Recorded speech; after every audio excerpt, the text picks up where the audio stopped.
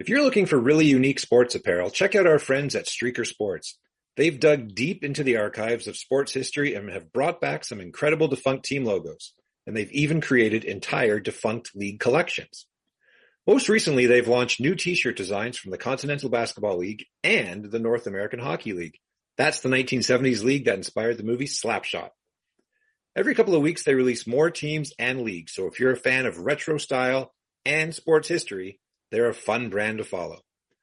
They also have t-shirt collections celebrating sports culture, including a licensed Miracle on Ice collection and apparel from movies like Caddyshack.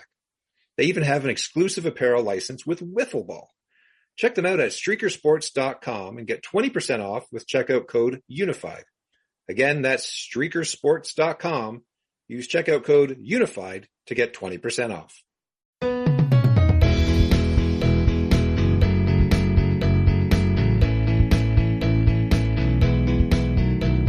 Hello and welcome to Unified.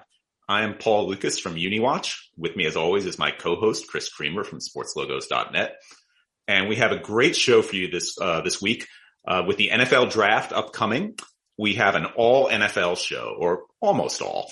We're going to talk about the NFL's new uniform numbering rules and how Tom Brady is not a fan of them.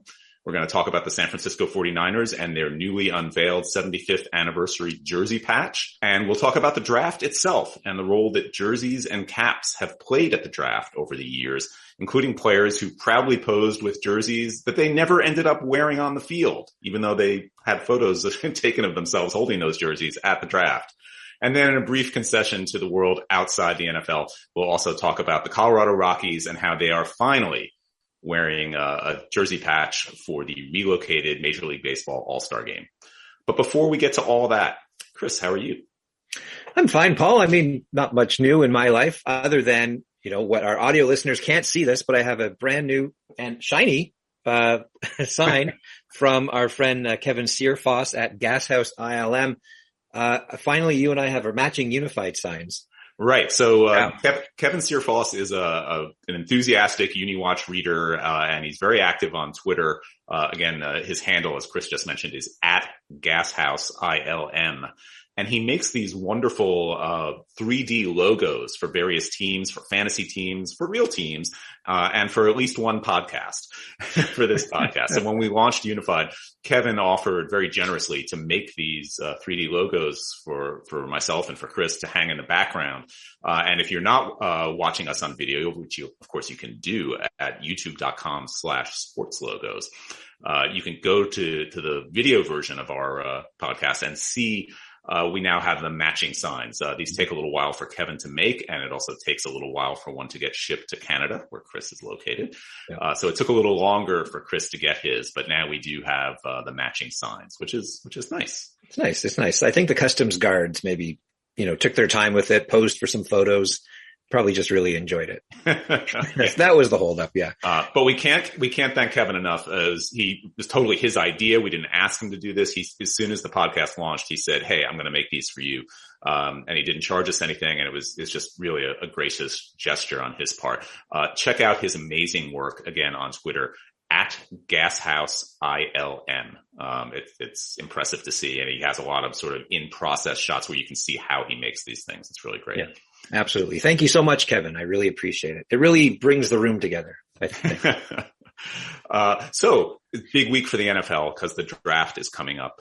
And so we have a lot to talk about in that regard. One is a topic that we have mentioned before, which is that as expected, and as had been reported to be likely, they approved the new rules for uniform numbers. And what that means mainly is that we're going to see wide receivers, if they choose, can wear single digit numbers now, as many of them did in college. And also linebackers and defensive backs can wear lower numbers, including single digit numbers. So those are the biggest changes that we'll see. And it's interesting to have seen the reaction to it. And certainly the strongest reaction came from Tom Brady, who is not a fan, it would be fair to say. And he kind of went on this social media rant where he said, you're going to see a lot of bad football. And he put it in all caps. And his point basically is that offensive players are not going to know who to block, or who to cover, or something along those lines, that there's going to be sort of mistaken identity if defensive players, like, linebackers or defensive backs or whoever, are suddenly wearing unfamiliar numbers or numbers in an unfamiliar number range. And I saw Brady take a lot of abuse for this on social media, in part, I think, because people just like to hate Tom Brady, but I thought it was sort of fascinating, because if anybody could have internalized, some sort of sixth sense about, like, I don't know who that player is, but, I can see that number, like, that where you'd have sort of a radar for it, it would be Tom Brady. And I think that even for us as fans, like, the idea of seeing an NFL wide receiver wearing a single digit number, or a safety or a cornerback wearing a single digit number, is sort of jarring. I mean, that's sort of what I like about it, is that it'll be interesting and different, but it looks different. There's no getting around it. And if you make your living on subtle visual cues and split second reactions to cues, I could understand that it might actually throw you off a little bit. And I thought it was a fascinating response from Brady. Well, I mean, Tom Brady wasn't very good in the college game, was he? Now, okay, relatively speaking, he wasn't, like, he wasn't a first round pick. Exactly. Okay, that's what I'm saying. And in the college game, have they always allowed these numbers to go? Yeah. Right. But I don't think he's, like, worried about having a college flashback. I think it's that Maybe. he has gotten, he has mastered his craft, obviously, and over a career that's really longer than anybody else in the league right now, right? He's had a longer period than anybody else, literally, to internalize whatever sixth sense he has about opposing players' uniform numbers. And, maybe out of the sort of eyes in the back of your head thing, when you see a player coming and is going to hit you, like in the pocket, you're setting up to pass and you're about to get sacked or hit just as you release the ball. And maybe you have a sense of just seeing his number, like, oh, that's a linebacker, or no, if that's a little cornerback, he's barely going to be able to knock me down, or something like that. And if that all gets scrambled in your head, that the things you're used to are no longer the way things work.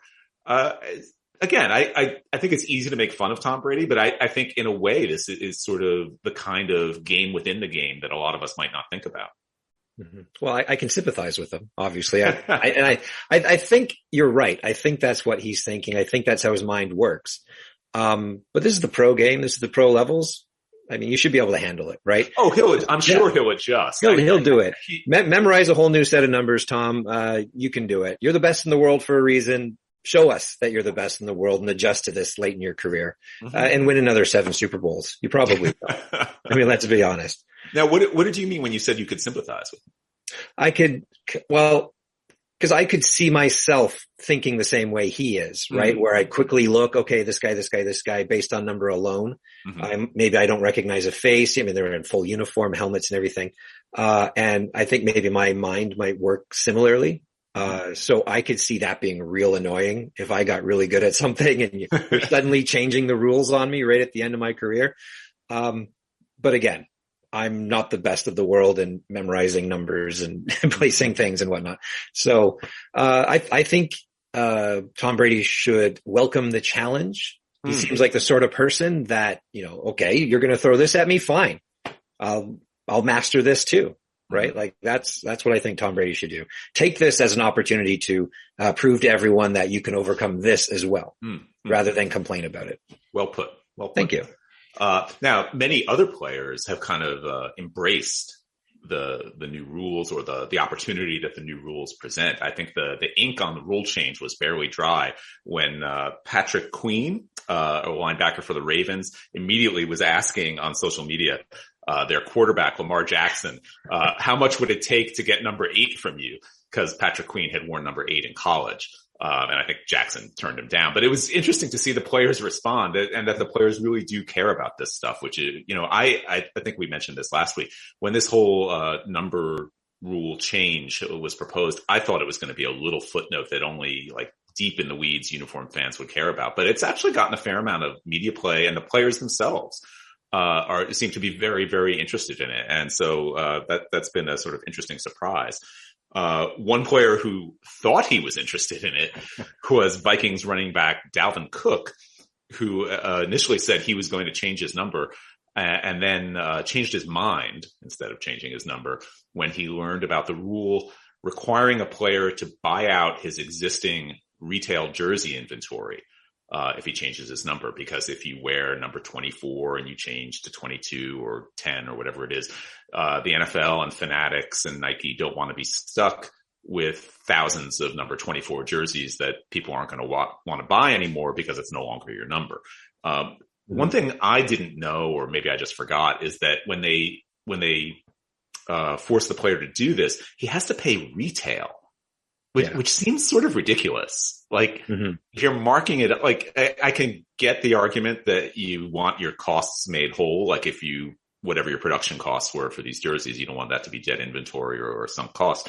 But so you make up those costs. You have to like make up the profit too, even though you're going to then profit off the new jerseys with the new. I really thought that was kind of ridiculous. If anything, it feels like it's like a fine to a disincentive, de-incent, whatever the word is, to keep them from not wanting to do it. Right? It does seem ridiculous, and I mean, this is their name, this is their likeness, and I know you've bought the rights to use the likeness, but still, there's a little bit of wiggle room there, right? Like, okay, we're using your name. Yes, we paid for the rights. You're buying this all in bulk. You know, we can give you a deal on it.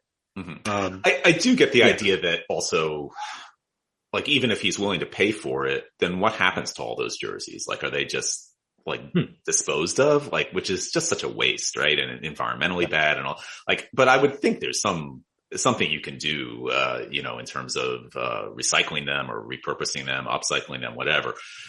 Just like they do with the team that doesn't win the Super Bowl or whatever the case might be, all those phantom jerseys and phantom shirts. Now, these football jerseys, they have sublimated numbers, right? Like, they're heat pressed on. They're not. Well, there's authentics too. There's the authentic.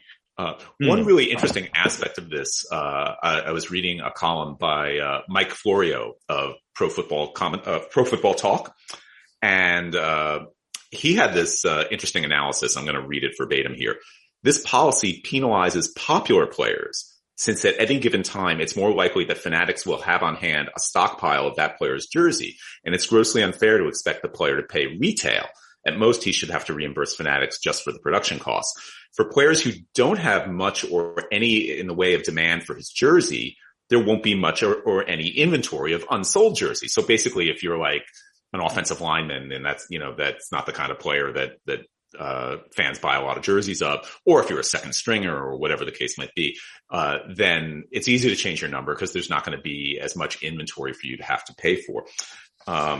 And then Florio adds here, meanwhile, teams don't have to pay a dime when, for example, cutting a player or trading a player or changing their uniforms. In every case, there's a supply of unsold jerseys in those situations that the team doesn't have to buy out. And so he's basically saying there's a double standard, that the players are held to a stricter standard than the teams are, which is an interesting point as well. One thing about this that I hate is that people who've read me for years know this. I hate it when retail and merchandising considerations drive what goes on field instead of the other way around. And that's what it seems like we're seeing here, that it turns into just this merchandising, like the supremacy of merchandising over, if a player wants to change his number and he's allowed to, like, just let him do it. I hate the intrusion of the merchandising world into the on-field world. And this is a great example of that, or a terrible example of that. I guess. To be honest, it kind of ruins the whole uniform thing for me. If you want me to, because like when I got into this, I loved documenting what was worn on the field and then seeing what was worn on the field in my store, right? And being able to touch it and feel it.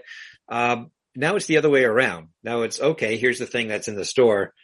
Oh, it'll end up on the field because it's in the store, right? Like there's considerations first, like you say, for merchandise over on field. We saw that in basketball, right? When was it LeBron James and Antonio Davis? They tried to swap numbers around, and the NBA said no because of retail. It's really the tail or the retail wagging the dog, right? Did you think of that right now on the spot, or did you like? No, I did not. What time did you get to bed after writing that one? So anyway, it is the new rule this year. At least a few players have already embraced it, and there's this sort of sideshow soap opera about having to buy out the retail inventory. But we will certainly see at least a few, I think, some wide receivers and defensive backs with single-digit numbers this year. So that'll be different. But however, worth noting that these players can change their numbers without penalty but they just have to wait till next year in order to make the change. Right. The rule only applies for this coming season. And that's the way the rule has always been that, like if you can change your number, if you're changing it with less than 12 months notice or one season's notice, then you have to buy out the inventory. But if you say in X year that you want to change your number in X plus 1 year, that's probably an awkward way of having said it. Then there's no problem. So players who want to take advantage of the new rule in 2022 can give notice of that now, and they won't have any penalties. So that's a great point. That seems fair. I guess. It seems like a good compromise. But earlier you mentioned teams not having to pay a dime when they cut a player and all that.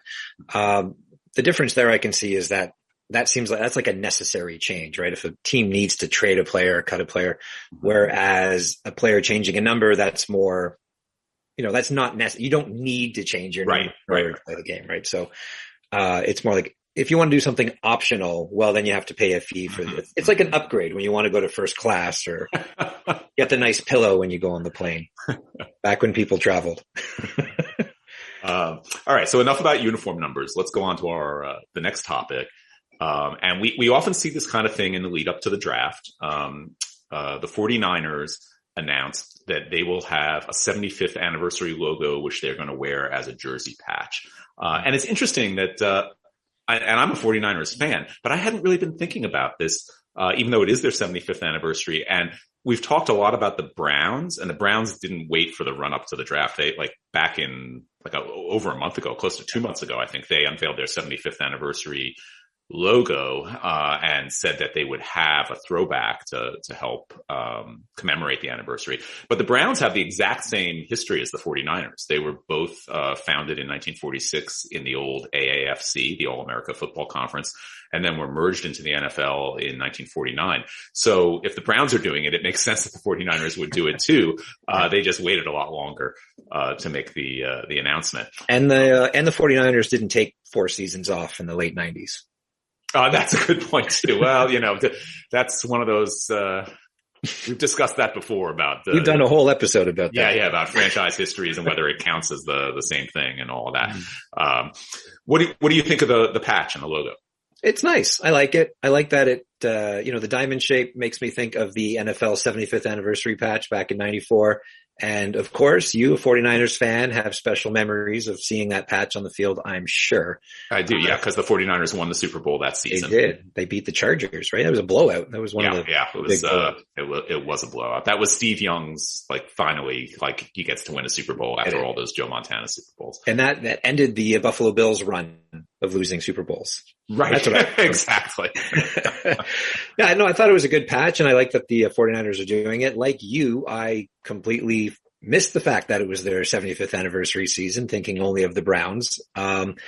It's possible that by the time the draft happens, or even by the time this episode happens, because as always, we're recording on Tuesdays, but the episode will go live on Thursday. And there was a leaked 49ers throwback back in early March, and I'm assuming that's going to be part of the 75th anniversary commemoration as well.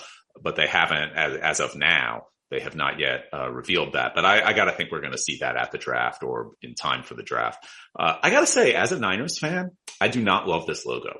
Okay. I like the diamond, and as you say, it sort of brings to mind, and was intended to bring to mind the NFL 75th anniversary patch that all teams wore in 1994.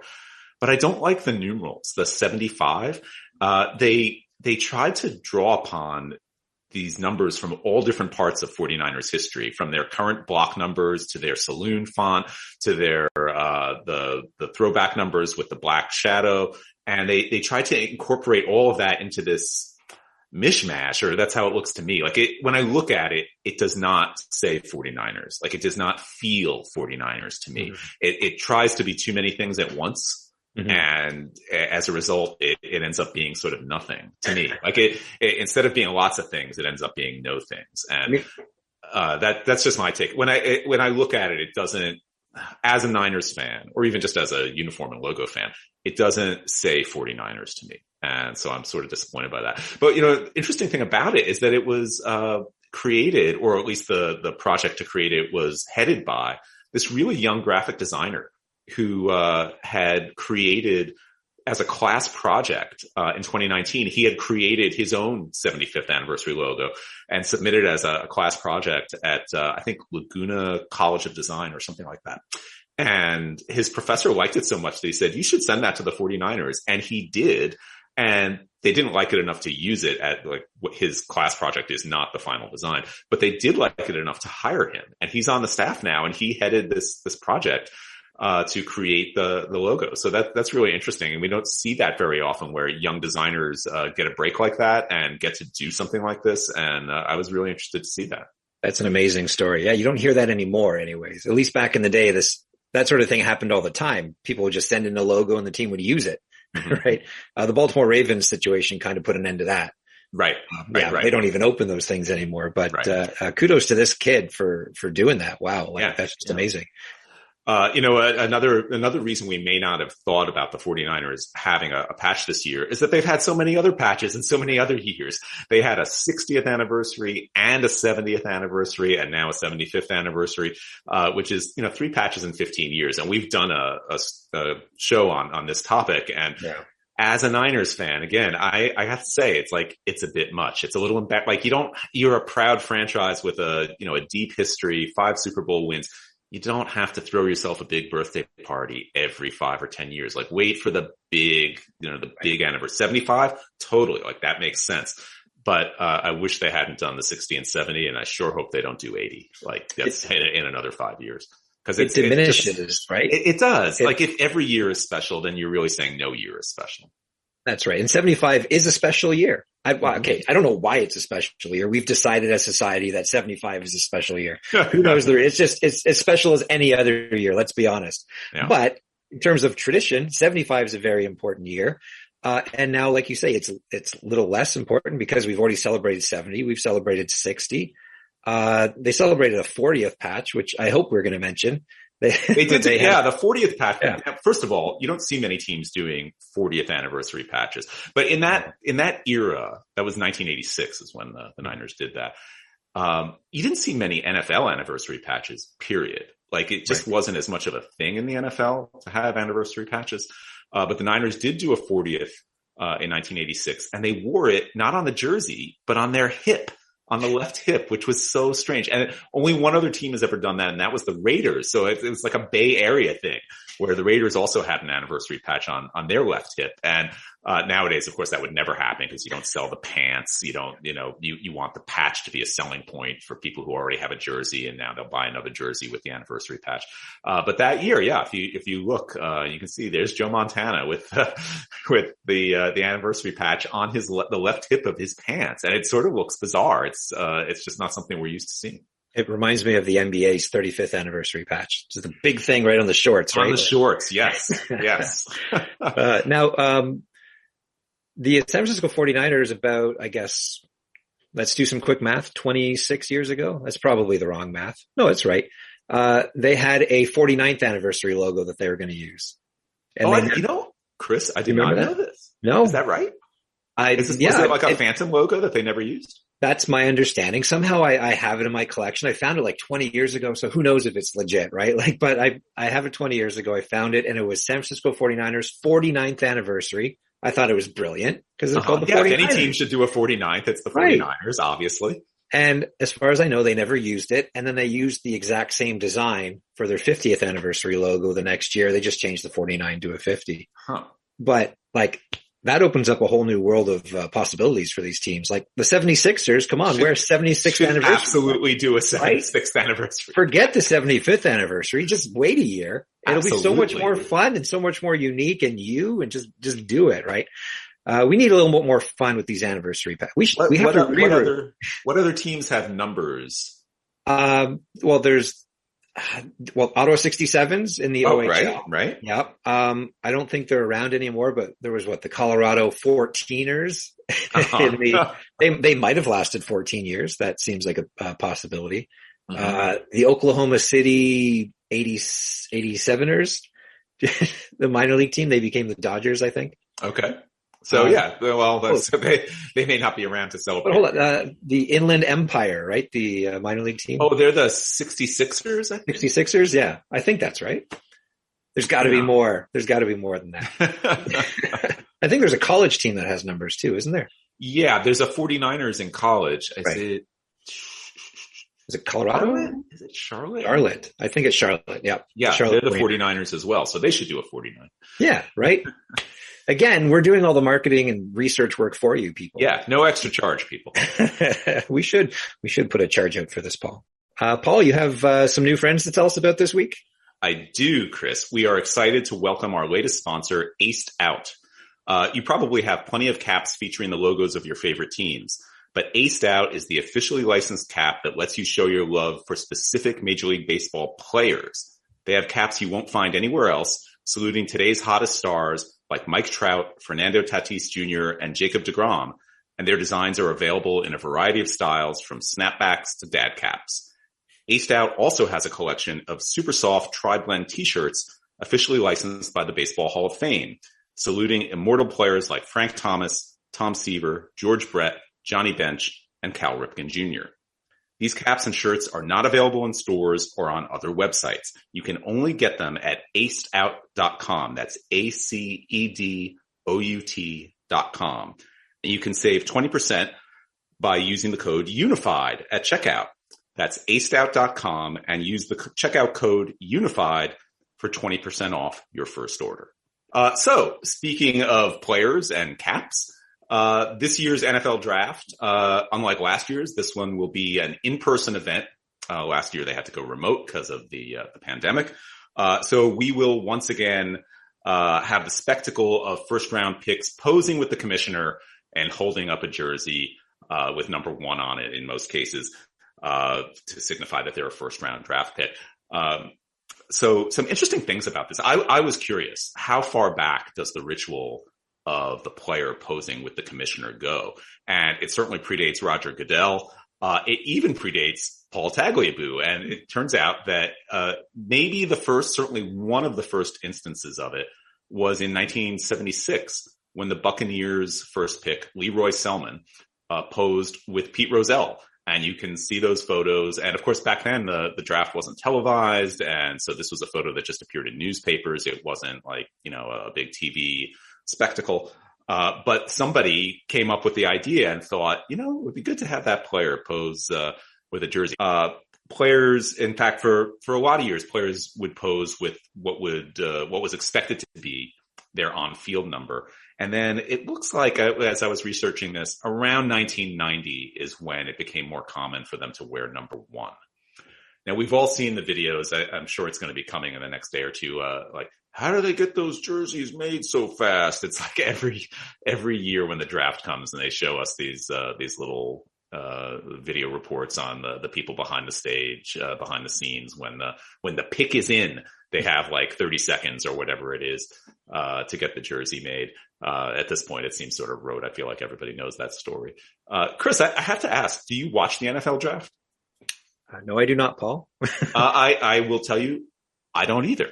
So I'm sort of fascinated by the jersey and cap rituals around the draft, because it never would have occurred to me, first of all, that anybody would want to watch this. It is not my idea of compelling television.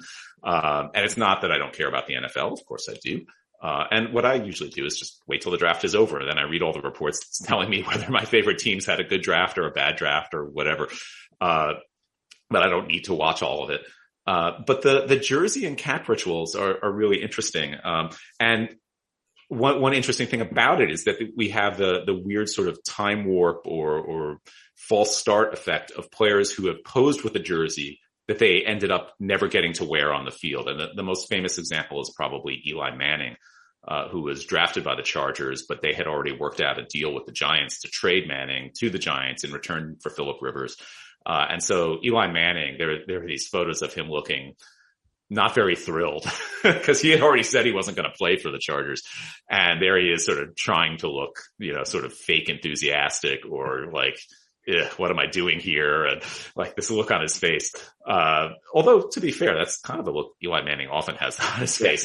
He's a very kind of like, doesn't have a lot of expression in his look. But there he is holding a Chargers jersey. And of course he never wore a Chargers jersey in the NFL. Now I'm surprised. Eli Manning. Now I don't know the history behind this because I don't know that much about NFL history when it comes to players, at least. And Eli Manning said he wasn't going to play for the Chargers. Mm-hmm. We knew that, but he still put the jersey on after he was drafted. He didn't put it on, but he posed. But he was the Chargers' first round draft pick. I mean, he basically went through with the ritual that you're supposed to do. You come on stage, you pose with the commissioner, you hold up a jersey because that's just what you do. Right. And so that's what he did. And I think he also knew at that point that he was likely to end up not with the Chargers and that all these backroom machinations were taking place. But it's sort of this, it's like a phantom jersey or, we all have, in every sport, there are examples like this. There's photos of Dick Williams, the famous baseball manager in a Yankees jersey or full Yankees uniform. In fact, because it looked like he was going to manage the Yankees and then it didn't work out. But he was introduced at a press conference wearing a Yankees uniform. I have to speak up on behalf. All the hockey fans right now are yelling at their podcast listening devices right now because they're going, Eric Lindros. Yes. Right. Because he said, I'm not going to play for the Quebec Nordiques. The Nordiques had a bit of a bad reputation, back in the 80s, early 90s. There was allegations that they were throwing games on purpose. There's a lot of political strife in Quebec at the time with English Canada. Eric Lindros was like the Connor McDavid or Sidney Crosby of his time. He was projected to be this huge superstar, played for my hometown Oshawa Generals when he was in the OHL. And the Quebec Nordiques pick him anyways. And Lindros goes up on stage, shakes hand, takes the jersey, and walks away. Doesn't hold it up, doesn't pose, just holds it under his arm, and off he goes. And where is that jersey today? I've seen it up for auction a few times, I think. It's got his number 88 on the back. I don't think it has. In the NHL, they typically have the draft year as a player number rather than but Lindros was sort of well known for wearing 88, much like Gretzky for 99. So they just threw 88 on the back. A lot of people forget that Mario Lemieux did the same thing when he was drafted by the Pittsburgh Penguins in the early 80s. I think it was 1984. He refused to put the Pittsburgh Penguins jersey on as well. The Penguins, again, at the time, were a team that wasn't a place where a lot of players wanted to go to, which is hard to believe now. It's what Lemieux did for the team, 2 Stanley Cups and owned them. So it was interesting to me when you told me Eli Manning made it clear he wasn't playing for the team, but yet still went through the ritual. Whereas in the past, some of these players, they just didn't do it. Yeah. Now I know Bo Jackson got drafted by the Tampa Bay Buccaneers, right? Did he put on the jersey when he got drafted? No, I don't think there are any photos of that.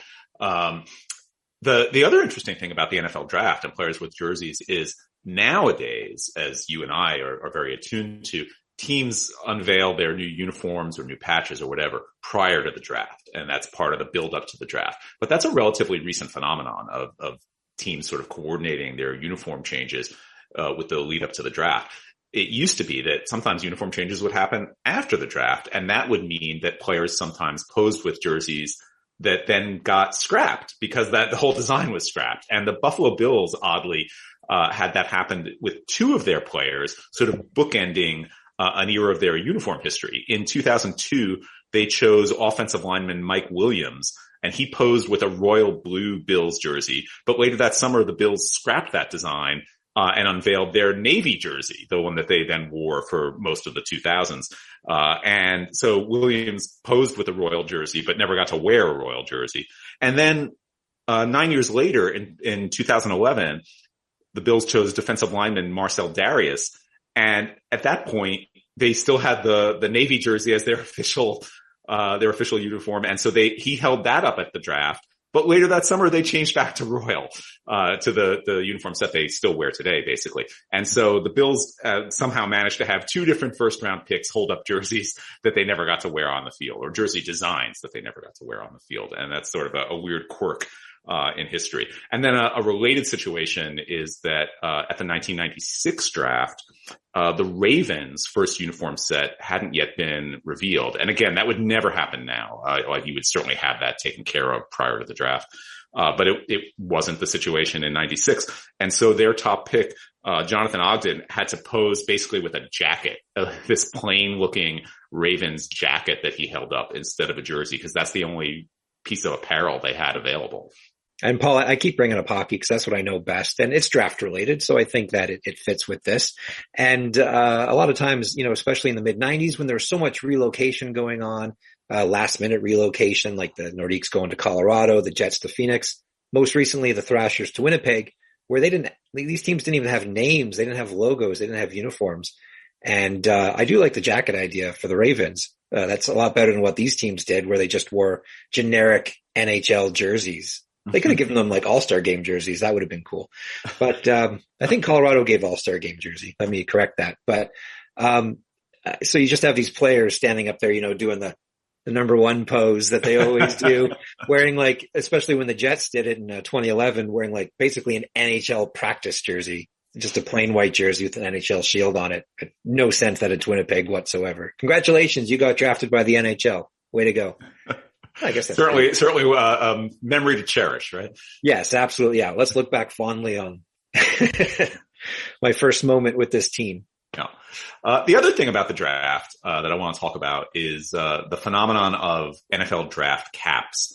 And I've asked around and nobody seems sure exactly when draft caps debuted. It's the general feeling seems to be in the late 90s or sometime in the 90s. Maybe not every team, because back then, especially, the league apparel licenses were split up among several different companies. So it wasn't like all under one umbrella like it is now. I am sort of fascinated that people, my readers, your readers, they get so into the draft caps every year. And it's like, why do you care? Like, it's just like football players don't wear caps. Like why? I get why you care about a jersey, right? But like, and this isn't even a sideline cap, right? That the players are wearing on the sideline at the game. And, it's, I don't know. It's really interesting to me. So I put out some calls on UniWatch on my website saying, if you buy NFL draft caps or if you wear them, can you tell me why? And I had a whole list of questions, like, and I didn't, I wasn't making fun of anybody. I wasn't like, why the hell are you wearing these? I did it in a spirit of curiosity, and I got a bunch of responses. And the two things I heard most often were, number one, the cap is literally the first piece of team issued gear that the player is given when he walks on stage. And I didn't know this. They hand him the cap before the jersey. Oh. So the cap has like primacy or pride of place or something like that. And that's the first thing. And so that's sort of interesting. And then the other thing I heard is that draft caps, more so than other NFL ball caps, tend to emphasize the city or state, if you're the Vikings or whatever, the city or region, more so than the team. And they have the team name, of course, but they emphasize the city more than most other NFL caps. And at least some fans apparently really like that. And I wasn't aware of that either. So that's sort of interesting to hear. That's surprising to me that would be a draw for people. Like, to me, a draft cap should be, you want to show off the team, right? Like, to me, a draft cap should just be pretty basic. Cap, team logo right on the front. 'Cause that's the most important thing, right? Have you seen the draft caps, Chris? They are not very basic. And they're not. Have a lot more than just the team logo. I took a look at them just before we recorded, and I thought, yeah, to me, that's not a good looking draft cap. It's like, it might be a decent design. I would never wear a cap like that. I'm very simple when it comes to the caps and jerseys I wear, but it's a little too much. A little cap related draft thing that I thought was fun was when I was a kid and I'd watch the draft. They would hand the players the cap, and the first thing they would do is they would bend the cap and put it on their head. They have to bend the visor. Yeah.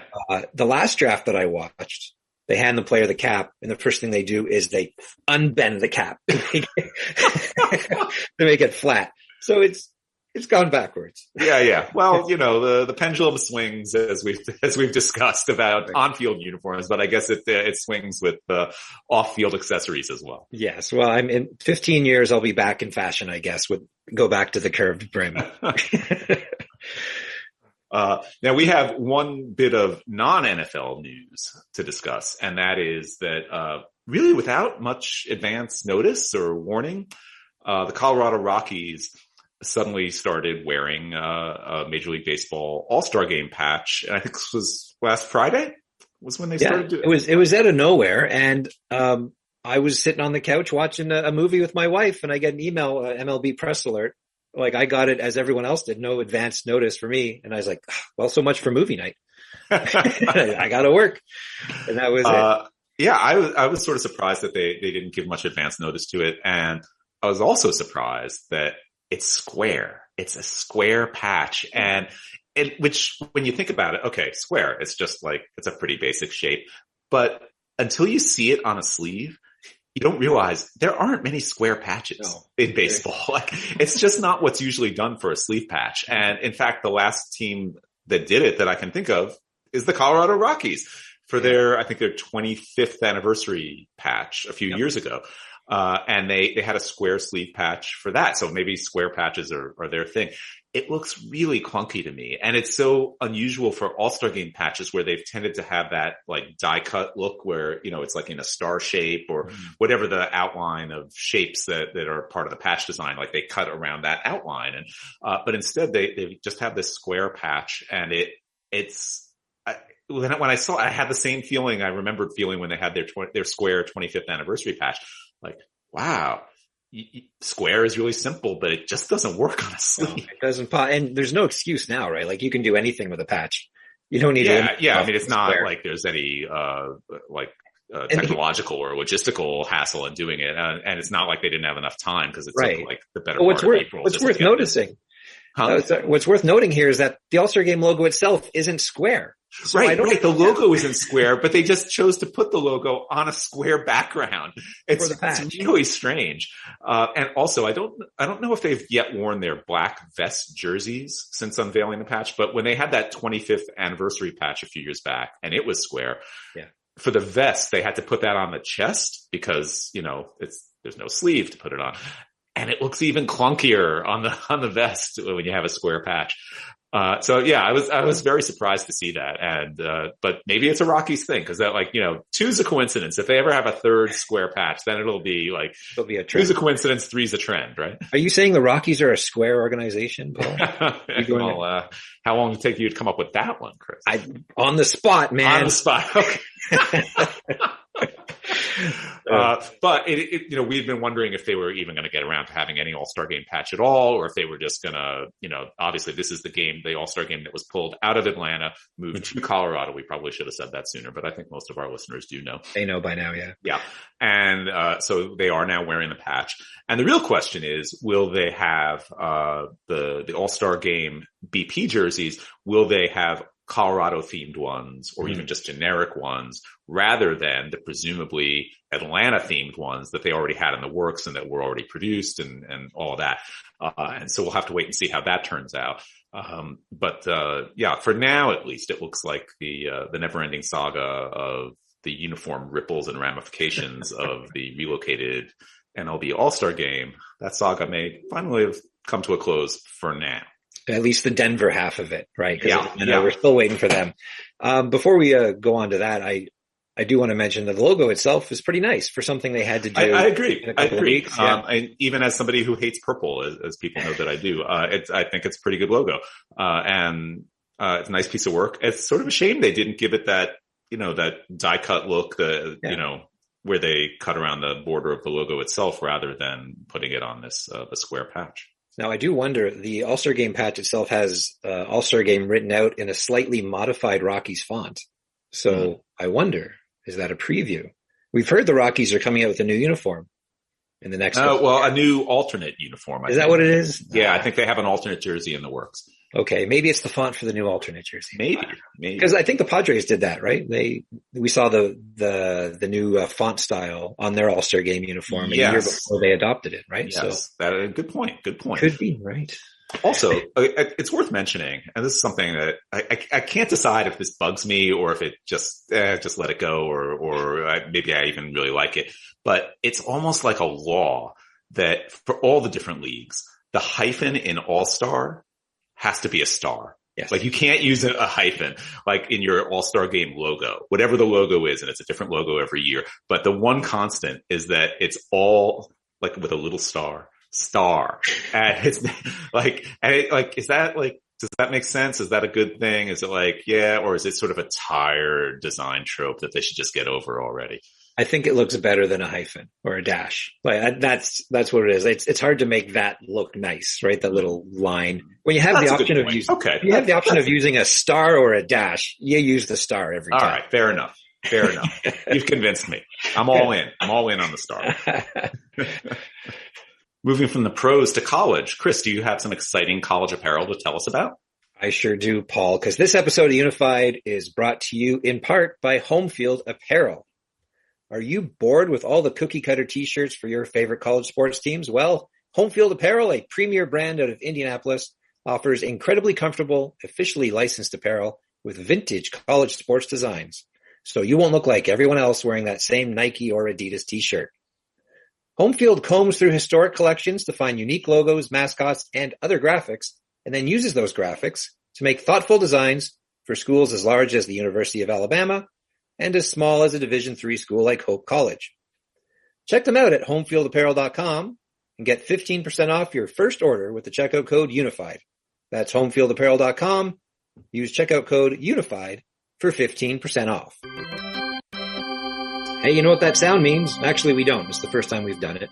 It's time for listener question of the week. Paul, are you ready? I am so ready for the question of the week, Chris. Right. And of course, I have all the questions folded up into neat little pieces of paper inside our replica Phoenix Cardinals helmet this week. I got a new one. Wow. I think last week it was a St. Louis Cardinals helmet, and the week before that it was an Arizona Cardinals helmet. Yeah, I keep buying new ones because I can't decide which one I like the most. This time it's Phoenix Cardinals this week. Let's see what the Phoenix Cardinals specifically have in store for us this week.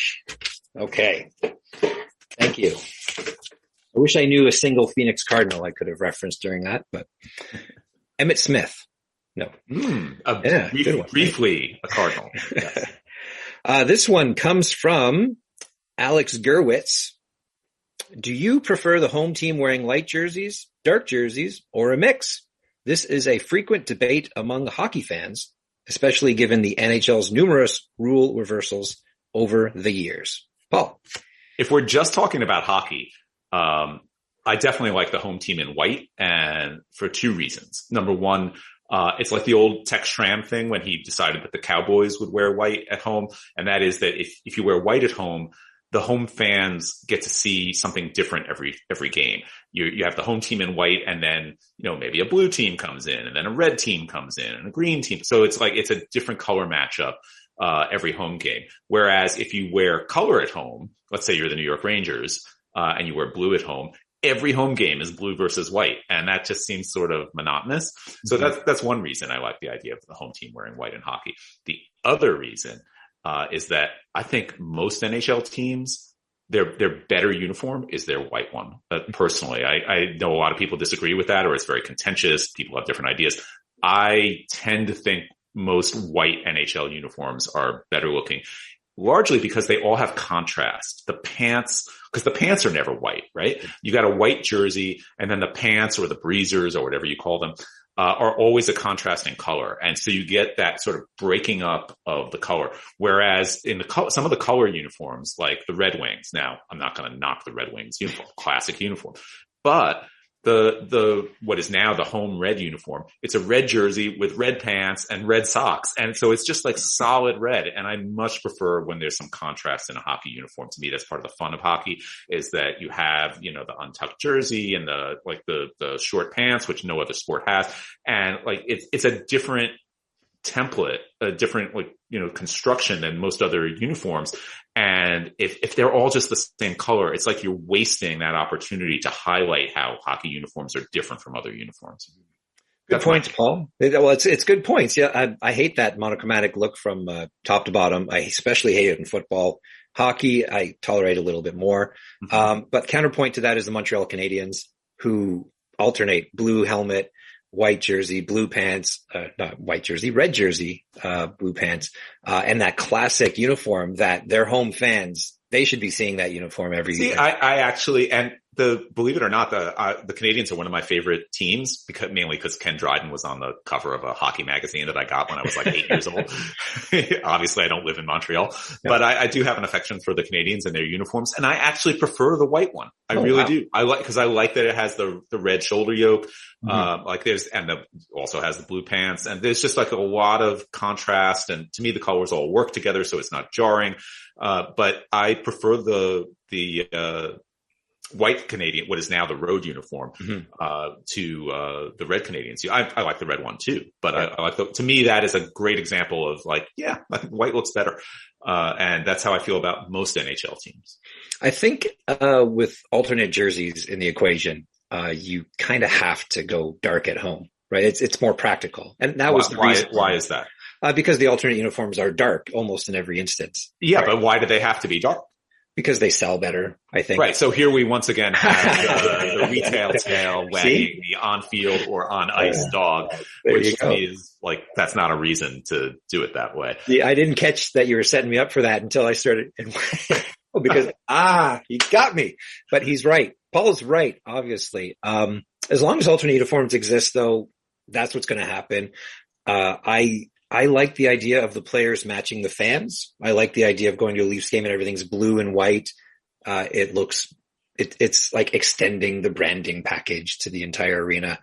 However, when I do go to a game, I do like seeing the colorful uniforms of the road team. And an example of this is, I went to 2 NHL games back to back. Both of them featured Ottawa as the road team. One was in Toronto, one was in New York. So for 2 games in a row, I had the Ottawa Senators' boring road white uniforms. I'm not saying all white uniforms are boring, Paul, but the Senators last year or 2 years ago had particularly boring road white uniforms versus nice but blue uniforms. So it was like it was boring, right? Even though I'm seeing the Leafs and the Rangers, 2 really classic uniforms. Right. It was blue on white, and it was So I don't know. I don't think I have a preference on this. I think it's, I think like many uniform fans, I love whatever they're currently not doing. Does that make sense? I grew up with white at home. And then while they wore white at home, I was like, man, I wish they wore dark at home like they did. Did you really? You wanted them to change when you were growing up? Big time I did. And then they changed and I thought, this looks so weird. I can't get used to it. But now my position is I just like the arena and everything matching. When there's a playoff run and all the fans are wearing red and the Calgary Flames are wearing red on the ice, I think that's a cool look. It's a cool visual. We saw it in basketball a few years ago where, they'd hand out red t-shirts to the fans and then the road team would wear, okay, we're going to wear our red alternate jerseys. So I'm not committing to an answer on this one, Paul. But it's an interesting topic, especially in hockey. Yes. Because as the questioner noted, the NHL has gone back and forth on this. I think it was color at home until 1970, was it? 69 or 70, something like that. There was only color uniforms for a while. Right. Teams didn't even have white uniforms. And then, the Maple Leafs were the first to do white at home. I wrote a whole book about this, Paul. What year was that, Chris? When did the Maple Leafs start wearing white at home? I believe it was 1929. Mm-hmm. And what they did, it was just a plain white jersey with the blue leaf on the front. And they only wore them when they played the Rangers or the Blackhawks. And the Blackhawks because they had similarly striped sweaters as the Leafs did. And the Rangers, they didn't actually have a home white sweater until the 50s. Like they held out. And in 1951 or 52, the NHL said, okay, home white at home or white at home. They did it for 2 or 3 years, switched back to dark at home. And then I believe it was 1970, where they reversed it. And then 2003, they switched back. Yeah. Switched back. I remember that. It was just like jarring to me. Yeah, it was. They did a few games where like they wouldn't announce it, but like watching a Leafs home game and the Leafs come out wearing blue back in like 02 or 01. And it'd be like, what is happening? Like, this is so foreign to me. Why are they wearing their road uniforms at home? But now you don't even think about it now. You're just so used to it. It's been almost 20 years now. Right. If we can't get used to it by now, Paul, we're never going to get used to it. Well, I probably am never going to get used to it. Do the Brewers play in the American League to you or the National League? The Astros still play in the National League to me. Oh, even though they've won 2 American League pennants. Yeah. It's like my dad still calls them the California Angels. Right. Oh, Paul, that was a good week, right? It was a good week. Good episode. Yeah. And so like mostly NFL, but a little bit of hockey there at the end and a little bit of baseball. So yeah. I turned it around for the hockey fans out there. Don't worry. Chris, want to wrap things up? I sure do, Paul. Unified is a joint production of UniWatch and SportsLogos.Net. Our producer editor is Chris Fraderigo. Thanks so much, Chris. Show notes for this episode are available at our website, unified.show, where you can also learn about t-shirts and stickers that we have for sale. You can follow us on Twitter at UnifiedCast. The Unified logo is by Brian Gundell, and our theme music is by Chuck Rios. If you're listening to us on audio, you can see video versions of our episodes at youtube.com/sportslogos, where you can see the animation at the start of our videos by Michael Princip. To submit a question for our Question of the Week segment or to inquire about advertising or anything else, email us at info@unified.show. If you like our show, please leave us a 5-star review on Apple Podcasts or wherever you get your podcasts. It really helps push us up in the rankings and gets more people to listen to our show. That's it for this episode. Stay well. And Paul, I'll see you next week. I'll see you next week, Chris. Bye-bye.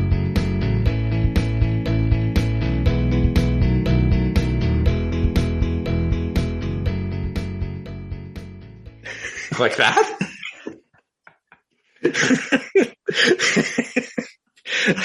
Was that too exaggerated? I was like, that was good. What? Okay, I know you have a lot of vintage stuff in your house. Do you have one of those old timey like hearing aids? No, I don't. You can just stick up to your ear. An ear trumpet, I believe it is. An ear trumpet. Of course, you know the name of that, Paul. It's probably in your book somewhere.